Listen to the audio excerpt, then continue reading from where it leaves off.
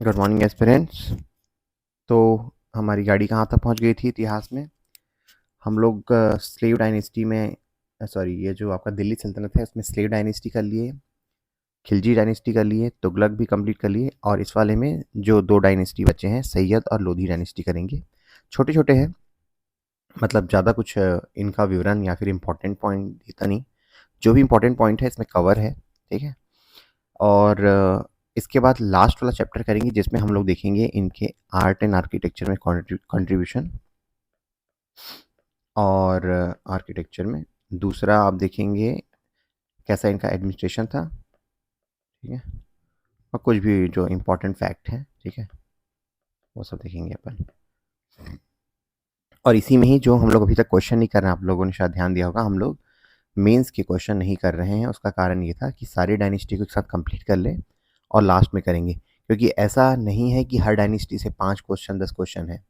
2012 से लेके 2024 तक देखने के बावजूद आपके 5 या 6 क्वेश्चन मिले हैं टोटल, है ना, किसके, पांचों डायनेस्टी मिला के। तो मैं वैसे यही बोलना चाह रहा हूँ कि रिलेवेंस थोड़ा सा कम हो जाता है, मगर नॉलेज होना जरूरी है हिस्ट्री में कौन सा क्या था। एटलीस्ट प्रीलिम्स में आपका क्वेश्चन ना छूटे, 2 2 नंबर से लोग बाहर हो जाते हैं एग्जाम से, ठीक है। तो वो सब चीज़ें हम लोग देखेंगे मेंस में भी, है ना। तो चलिए शुरू करते हैं, और बहुत छोटा सा है, आई थिंक 20-25 मिनट में लेक्चर ख़त्म हो जाएगा। तो सबसे पहले तो ये दो डायनेस्टी थे, है ना, तो जिन्होंने 1414 से लेके आपका 1526 तक रूल किया। तो कैसे डिवीजन है इसका, मैं चूंकि दोनों को मिला दिया हूँ, तो सैयद डायनेस्टी ने रूल किया था 1414 से 1451 तक, और इन्होंने किया था 1451 से आपके 1526 तक, ठीक है। तो अपने पांचों डायनेस्टी कवर हो जाएंगे इसमें। इसमें हम लोग क्या कवर करेंगे, सैयद डायनेस्टी के बारे में, तो उनका क्या महत्व था, उनके प्रमुख शासकों के बारे में पढ़ेंगे, और पतन हो गया कैसे, है ना। और लोधी वंश के बारे में, ये पहला अफगान वंश था। इसके प्रमुख शासकों की उपलब्धि देखेंगे, है ना। इसी में ही आएगा आपका सिकंदर लोधी और आपके ये इब्राहिम लोधी, है ना, जो आपके इसमें लड़ते हैं पानीपत के युद्ध में। और इसके साथ ही जैसे ही आपका इब्राहिम लोदी हारता है बाबर से, फिर होता है दिल्ली सल्तनत का अंत, है ना, फिर आता है मुगल काल। तो काफ़ी कुछ मतलब आज कुछ इंपॉर्टेंट चीज़ें देखेंगे। उसके बाद आज शनिवार को हम लोग काफ़ी कुछ और कवर करेंगे जो है मुगल डायनेस्टी का। तो इन दो राजवंशों की प्रमुख घटनाएं, शासकों और ऐतिहासिक महत्व का यहाँ पे हम लोग अवलोकन करेंगे। तो सबसे पहले तो ये देख लीजिए कि इसकी स्थापना किसने की थी। इसका संस्थापक था खिज्र खां। आपने देखा ना, लास्ट हम लोग की हिस्ट्री जहाँ पे खत्म हमने किए थे तुगलक वंश में, तो तुगलक वंश का जो लास्ट शासक था जिसका नाम था नसीरुद्दीन महमूद तुगलक, तो उसके काल में ये आया था तैमूर लंग, है ना। तो तैमूर लंग ने 15 दिन तक कत्लेआम मचाया दिल्ली में, और सैयद खिज्र खां को सौंप के चला गया कि अब तुम देखोगे करके। तो इसने अपना शुरू किया 1414 से। और सैयद का मतलब होता है सरदार, ठीक है। कई बार ये वर्ड से कई बार क्वेश्चन पूछते हैं कि सरदारों ने किया, या फिर कौन सी डायनेस्टी का अर्थ सरदार होता है ना। एक व्यक्ति जिसे पैगंबर का वंशज माना जाता है। इस काल में न तो खिलजी काल की तरह साम्राज्य का विस्तार हुआ, न ही तुगलक की तरह प्रशासनिक सुधार, न तो इम्प्रूवमेंट हुआ है एडमिनिस्ट्रेशन में, और ना ही इन्होंने कोई वृद्धि करी अपने साम्राज्य में। एकदम छोटी सी डायनेस्टी थी, शुरू होते ही खत्म हुई वाली बात। सल्तनत काल में कम महत्व का माना जाता है, ठीक है। राजधानी दिल्ली ही थी। तो इसके जो प्रमुख शासक है उसके नाम जान लीजिए। कई बार क्या है, मैच द फॉलोइंग में या फिर क्या अरेंज ऑर्डर में आ जाता है। तो खिज्र खां पहला था। मुबारक शाह था जिसने पहला स्वतंत्र शासक है। तीसरा है मोहम्मद शाह, और आखिरी है अलाउद्दीन आलम शाह। अगर आपको याद होगा, कल एक हम लोग क्वेश्चन कर रहे थे तो आलम शाह का जिक्र हुआ था, तो उसका रूल था 45 से 51 तक, ठीक है। ये अंतिम शासक था। तो छोटा छोटा ब्रीफ में पढ़ लेते हैं, ज़्यादा कुछ अगर आपको याद नहीं करना है तो भी चलेगा, ठीक है। तो क्या था ये, लाहौर और मुल्तान में ये तैमूर का प्रतिनिधि था, और 1414 में दिल्ली पर आक्रमण करके नियंत्रण किया। सुल्तान की उपाधि धारण नहीं की, क्यों, क्योंकि ये तो आपके तैमूर लंग के अंडर काम कर रहा था। रैयत की उपाधि मतलब जनता का प्रतिनिधि, है ना, ये इसका मतलब होता है।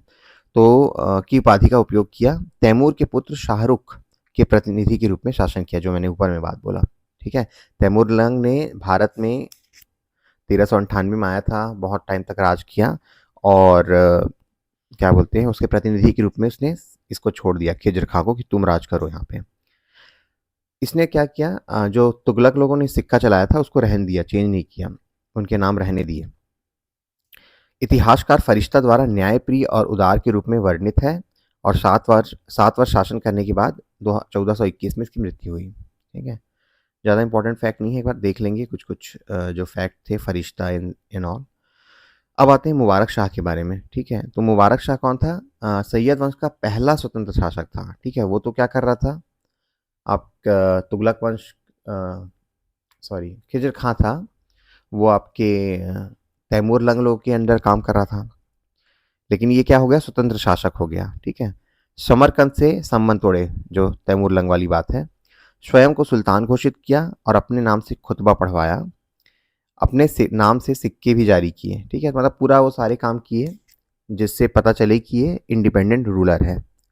इसने कई विद्रोहों को दबाने वाला सक्षम सेनापति था अपना मुबारक शाह। यमुना के तट पर देखिए नगर का इसने निर्माण करवाया है, मुबारकाबाद नगर। ठीक है, तो जो शॉर्ट नोट्स की बात करता हूँ ना, उनमें अगेन यही सब चीज़ें आती हैं कि आप उसको लिख लिया करें। ये टॉपिक इंपॉर्टेंट हो जाता है क्योंकि इसी बेसिस पे क्वेश्चन पूछा गया है, आगरा का निर्माण किसने करवाया है ना, ये क्वेश्चन आया है CGPSC प्रीलिम्स में। तो ऑल्दो ये ज़्यादा इंपॉर्टेंट फैक्ट नहीं है, लेकिन फिर भी आप चूंकि नगर बसाया है उसके नाम पे तो याद रखेंगे। हम लोग छत्तीसगढ़ में भी पढ़ते हैं ना जाजल्य नगर, क्यों? क्योंकि जाजल्य देव प्रथम ने उसको बसाया था, तो इसलिए किसी व्यक्ति के नाम पे अगर रहता है तो इम्पोर्टेंट हो जाता है। ये है आपका याहिया बिन अहमद सरहिंदी। इसका ना वर्णन आता है जब आप लोग आर्ट एंड आर्किटेक्चर में पढ़ोगे ना, लिटरेचर पार्ट में, तो इसका नाम आता है, इसकी बुक का नाम भी आप देख लीजिए, तारिक ए मुबारक शाही। ठीक है, तो इस जो प्रेजेंटेशन है इस स्लाइड में, ये फैक्ट आपको इंपॉर्टेंट है कि तारिक ए मुबारक शाही किसने लिखा था? अहमद सरहिंदी ने। ठीक है, अगर आप इतना पार्ट भी याद रखेंगे तो चलेगा। 1434 में सिद्धपाल द्वारा हत्या कर दी गई। ठीक है, तो हाँ, अब देखिए यहाँ पे क्या था, मोहम्मद शाह के बाद मोहम्मद शाह आता है किसके बाद? आपके ये मुबारक शाह के बाद। तो ये कौन थे? फरीद शाह के पुत्र थे, और ये जो मुबारक शाह थे उसके भतीजे, मतलब उसके भाई का बेटा है। सरवर उल मुल्क के नेतृत्व में अमीरों द्वारा सिंहासन पर बैठा, मतलब अमीर लोग क्या थे ना, अमीर मतलब जो प्रभावशाली लोग होते हैं ना उनको अमीर बोलते हैं, तो वही लोग किंग मेकर होते थे। ठीक है, अभी हम लोग देखेंगे कि विजयनगर एम्पायर था ना, उसमें भी हम लोग उनका रोल देखेंगे। मुबारक शाह की हत्या में भूमिका के बावजूद इसने सरवर उल मुल्क को वजीर बनाया। ठीक है, ये जो सरवर उल मुल्क था, मतलब उसमें भी उसकी भूमिका थी, अपने चाचा, मतलब इसके चाचा को मरवाने में, किसका? सरवर उल मुल्क, तो उसको वजीर बनाया मोहम्मद शाह ने। वास्तविक शक्ति इसी के पास थी, सरवर उल मुल्क मतलब एक ना पपेट किंग था, चलाता वो था, बस वो गद्दी में बैठा था। सरवर उल मुल्क की धमकियों के कारण अमीर वर्ग का विरोध झेला, और अंततः सरवर उल मुल्क की हत्या करवाई गई, है ना। बहलोल लोधी की सहायता से मालवा, देखिए बहलोल लोधी इसकी सेना में था, जो बाद में लोधी डायनेस्टी का स्थापना किया। तो बहलोल लोधी की सहायता से मालवा के महमूद खिलजी के आक्रमण से बचे। बहलोल लोधी को अपना पुत्र कहा।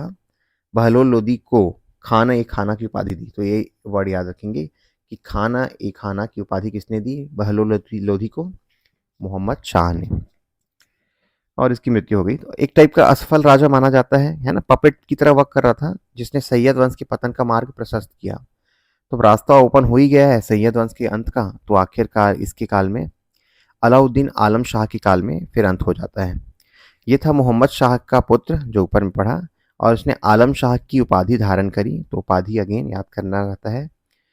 सैयद वंश का अंतिम राजा, अयोग्य शासक जिसने दिल्ली सल्तनत के क्षेत्र को बहुत कम कर दिया। इनका जो रूल था आप देखे होंगे, खिलजियों के टाइम आपके साउथ तक जाता था, है ना, बट अब इतना छोटा हो गया है कि मतलब इनका राजकाट क्या बोलूँ, बहुत छोटा हो गया है। 1447 ईस्वी में बदायूं चले गए और दिल्ली के बजाय वहीं रहना पसंद किया। बदायूं कहाँ पे है? यूपी में है। उनके प्रस्थान से दिल्ली के प्रशासकों के बीच संघर्ष शुरू हुआ। अब पूरा राजकक्ष खाली हो गया, है ना। फिर बहलोल लोधी जो उसका सेनापति था, उसने दिल्ली संभालने के लिए आमंत्रित किया गया, क्योंकि पूरा वैक्यूम पैदा हो गया था। आलम शाह को बहलोल के राज्यारोहण पर कोई आपत्ति नहीं थी। आप जान ही रहे हैं क्यों आपत्ति होगी भाई, वो तो एक उसको भी पुत्र की तरह मानता था ना, मोहम्मद शाह।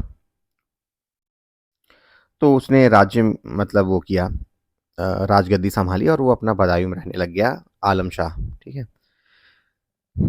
अप्रैल 1451 में बहलोल लोधी दिल्ली के सिंहासन पर आसीन हुए, सैयद वंश के अंत को चिन्हित किया और बहलोल लोधी ने दिल्ली सल्तनत में पहले अफगान वंश की स्थापना की। ये एक इम्पॉर्टेंट फैक्ट है, पूछ देगा कि पहला अफगान वंश कौन था दिल्ली सल्तनत में, तो आप बताएंगे आपका लोधी डायनेस्टी था। ठीक है। तो किसने किया? बहलोल लोधी ने। बहलोल लोधी दिल्ली सल्तनत का अंतिम वंश होगा, जिसके बारे में हम लोग जस्ट अभी पढ़ेंगे। अब देखिए लोधी वंश शुरू हो जाता है। तो लोधी वंश में 3 जो किंग है वो इंपॉर्टेंट है। एक तो बहलोल लोधी, इब्राहिम लोधी, सिकंदर लोधी और इब्राहिम लोधी। ठीक है। तो इनका जो काल था ये था लगभग 75 साल का, 51 से लेके 26 तक, 1451 से लेके 1526 तक। फाउंडर थे उसके बहलोल लोधी थे और राजधानी दिल्ली थी। ये सब फैक्ट कुछ है, याद रखिएगा। बहलोल लोधी के बारे में थोड़ा सा पढ़ लेते हैं। ठीक है। तो इसने क्या किया था, जो आलम शाह की पुत्री थी, आलम शाह कौन? आपके ये जो सैयद डायनेस्टी के जो लास्ट राजा थे, उसकी पुत्री से विवाह किया था और 38 वर्षों तक शासन किया। तो बहलोल लोधी का शासन काल ना एक इंडिविजुअल सुल्तान के रूप में सबसे ज़्यादा समय तक का माना जाता है, दिल्ली सल्तनत के सभी शासकों में सबसे ज़्यादा। तो आप इसको एक फैक्ट की तरह याद रखेंगे। प्रमुख उपलब्धियां क्या है, ये ठीक है, इतना इंपॉर्टेंट नहीं है। जौनपुर राज्य को दिल्ली सल्तनत में मिलाया। पानीपत के पास नरेला में महमूद शाह के खिलाफ एक प्रमुख युद्ध लड़ा था। मतलब वही चीज़, महमूद शाह को जो किंग था, उन सब के लिए इसने लड़ाइयाँ लड़ी थी। कहाँ मृत्यु हुई? ग्वालियर अभियान से दिल्ली लौटते समय लू लगने से मृत्यु हो गई। ठीक है। तो जैसे एक बार किसी की चौगान से मृत्यु हुई थी, है ना, तो वैसे ही इसकी लू लगने से मृत्यु हो गई। चौगान वाला कौन था आपका? कुतुबुद्दीन ऐबक, है ना। उसके बाद आते हैं सिकंदर लोधी। ये मोस्ट इंपॉर्टेंट है, दी मोस्ट इंपॉर्टेंट के बारे में थोड़ा ढंग से पढ़ते हैं। इसका उपनाम था निजाम खान। 1506 में आगरा शहर की स्थापना की और इसे अपनी राजधानी बनाई, है ना। तो इसीलिए ये इंपॉर्टेंट फैक्ट है। सिकंदर लोधी था, इसने आगरा नगर की स्थापना की थी और उसे राजधानी बनाया था। ठीक है। द्वैत शासन प्रणाली की शुरुआत की। द्वैत मतलब 2 लोग के हाथों में रहता है ना। एक क्या बोलते हैं, नाम मात्र के लिए रहता है और दूसरा एक्चुअल काम करता है। और कई जन कल्याणकारी कार्य पूरे किए। तो कौन कौन से कार्य किए वो भी हम लोग डिटेल में देखेंगे। बेहतर न्यायिक व्यवस्था की स्थापना की। जजिया कर लगाया, धार्मिक कट्टर माना जाता है ये। ठीक है। तो जजिया कर इसने भी लागू किया। और ये इंपॉर्टेंट फैक्ट है रेवेन्यू के पॉइंट ऑफ व्यू से, इसने गज सिकंदरी नामक एक मापन का उपयोग किया, स्केल का यूज़ किया, जिसका नाम दिया इसने गजे सिकंदरी। रिवीजन के लिए मैं आपसे पूछना चाहूँगा, एक सुल्तान ने बिस्वा का इंट्रोडक्शन किया था, कौन था वो? तो बिस्वा इंट्रोड्यूस किया था आपके इसने अलाउद्दीन खिलजी ने। ठीक है। सिकंदर लोधी का जो कला और साहित्य के क्षेत्र में भी योगदान देख लीजिए। तो इसने क्या किया, ये इंपॉर्टेंट फैक्ट है कि गुलरुखी के उपनाम से फारसी में कविता की रचना की। ठीक है, याद रखिएगा, ये उपनाम है। 2 सेकेंड, ये गुलरुखी, 2 मिनट, चलिए, गुलरुखी के नाम से फारसी में कविता की रचना की। ये जो लज्जत सिकंदरी है, ये कविता, ये जो किताब है, उसके बारे में याद रखिएगा, क्योंकि इसको पूछ देता है और कंफ्यूजन हो जाता है लज्जत सुन के। मैं कंफ्यूज हो जाता हूँ, लज्जत सुन के ऐसा लगता है कि यार किसी कुकरी की बुक होगी, आई मीन खाना बनाने वाली। लेकिन लज्जत सिकंदरी है संगीत की पुस्तक। ठीक है। ये आपके टूटेजा की फेवरेट क्वेश्चन हुआ करता है। संस्कृत के आयुर्वेदिक ग्रंथ फहरद ए सिकंदरी के नाम से फारसी में अनुवाद किया। तो उस बुक का नाम था आयुर्वेद शास्त्र, है ना, जो आयुर्वेद के ग्रंथ था। तो उसका इसने ट्रांसलेशन कराया फहरंग ए सिकंदरी के रूप में। ठीक है। समकालीन शासक, ठीक है, महाराणा सांगा था, महमूद बेगड़ा था। 1517 में आगरा में गले की बीमारी से मृत्यु हुई। तो this three facts are important. ये गज सिकंदरी इंपॉर्टेंट है, आपका आगरा इंपॉर्टेंट है। तो प्रीलिम्स वाइज आप इतने से कंटेंट तैयार कर लोगे। अब आते हैं लास्ट, जो किंग था वो था इब्राहिम लोधी। दिल्ली सल्तनत का अंतिम सुल्तान था, साहसी राजा जिसने कई विद्रोहों को दबाया। ये देखिए जौनपुर और अवध में जो विद्रोह हुए थे उसको दबाया। 1518 में खतौलिन के युद्ध में राणा सांगा से पराजित हुआ था। ठीक है। इसके चाचा दौलत खान ने बाबर को भारत पर आक्रमण करने के लिए आमंत्रित किया। एक्चुअली देखिए इन इन लोगों का ना बहुत इंपॉर्टेंट रोल रहा है। दौलत खां हो गया, आपका राणा सांगा हो गया, इन लोगों ने क्या किया था, कहीं ना कहीं सहयोग नहीं किया। एक विदेशी क्या था, विदेशी तो ऐसे सभी थे, ठीक है, लेकिन बाबर के आने में इन लोग का भी योगदान था। ठीक है, बट धीरे धीरे करके बाबर सबको हराता है। तो बाबर को भारत में आक्रमण, इसके चाचा ने ही आमंत्रित किया था कि भी आओ, यहाँ पे एक वैक्यूम है, आप इसको हरा के दिल्ली पे राज करो। उनको क्या लगा था कि ये बाबर आएगा, थोड़े कत्लेआम मचाएगा और चला जाएगा, लेकिन बाबर ने कुछ उल्टा गेम कर गया। वो फिर यहीं पे परमानेंट बैठ गया, है ना। दौलत खां को उम्मीद थी कि भाई चलो इसको हराएगा, इब्राहिम लोधी को जितना लूटना है लूटेगा, और उसके बाद फिर दिल्ली को छोड़ के चला जाएगा तो मैं राजा बनूंगा, लेकिन ऐसा कुछ हुआ नहीं। 21 अप्रैल 1526 को बाबर और इब्राहिम लोधी के बीच पानीपत का पहला युद्ध हुआ। युद्ध क्षेत्र में शहीद होने वाला, हाँ तो ये ना एक इम्पॉर्टेंट फैक्ट है कि युद्ध क्षेत्र में मरने वाला पहला दिल्ली का शासक था, सुल्तान था। ठीक है, बाकी लोग तो क्या है, कभी कोई चौगान से मर रहा है, कोई बीमारी से मर रहा है, ये था युद्ध क्षेत्र में मरा था बाबर के साथ युद्ध लड़ते लड़ते। पानीपत के युद्ध की तारीख वैसे तो प्रिसाइजली याद करने की जरूरत नहीं है, लेकिन फिर भी देख लीजिएगा, 21 अप्रैल 1526। पानीपत का पहला युद्ध, इसके बारे में थोड़ा सा पढ़ते हैं। तो 1526 में बाबर और इब्राहिम लोधी के बीच लड़ा गया। बाबर की सेना छोटी थी लेकिन कुशल थी, है ना, रणनीति बनाने में, तो उनके पास तोप खाना था। इब्राहिम लोधी युद्ध में मारा गया।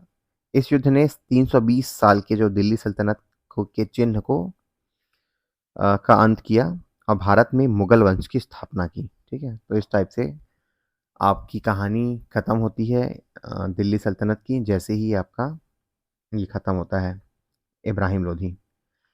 ये सब चीज़ें भाई रिपीट हुई है आपके, जैसे मैं क्या था रेफरेंस के लिए ऐड करता हूँ, पढ़ लीजिएगा।